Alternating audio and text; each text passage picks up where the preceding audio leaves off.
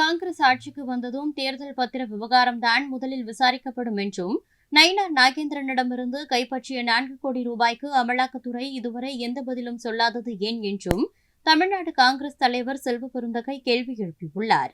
சார்பாக கண்டிக்கிறோம்.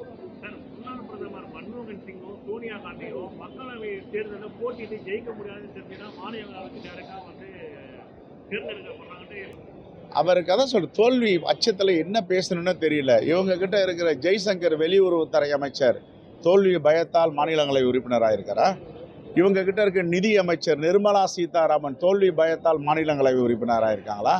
எத்தனை மாநிலங்களவை உறுப்பினர்கள் மத்திய அமைச்சர்களாக இருக்கிறார்கள்?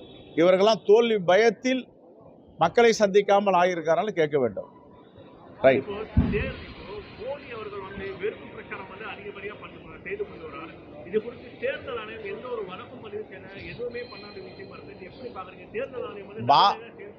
இந்தியா கூட்டணி காங்கிரஸ் பேரியக்கம் மக்களை நம்பி தேர்தலிலே நிற்கிறது. ஆனால் மோடி அவர்கள் முழுக்க முழுக்க அமலாக்கத்துறை, சிபிஐ, இன்கம் டாக்ஸ், தேசிய தேர்தல் ஆணையத்தை நம்பி தேர்தல் நிற்கிறார். அதனால எதுவுமே அவர் நடவடிக்கை இருக்காது. குறிப்பா 4 கோடி ரூபாய் பிடிச்சாங்க திருநெல்வேலி வேட்பாளருடைய பணத்தை. இது வரைக்கும் அமலாக்கத்துறை இன்னும் விழிக்கலையா? கும்பகரணம் மாதிரி தூங்கிட்டு இருக்கா? இன்கம் டேக்ஸ் என்ன பண்ணிட்டு இருக்கு? சிபிஐ என்ன பண்ணிட்டு இருக்கு? இதுதான் மோடியுடைய ஆட்சி. பாசிசம் பண்ணுவாங்க. எல்லோருக்குமான நடவடிக்கையா இருக்கணும், எல்லோருக்குமான ஆட்சியா இருக்கணும், எல்லோருக்குமான அதிகாரிகளா இருக்கணும். ஆனா இந்த பாசிச ஆட்சியில இதெல்லாம் நடக்கும்.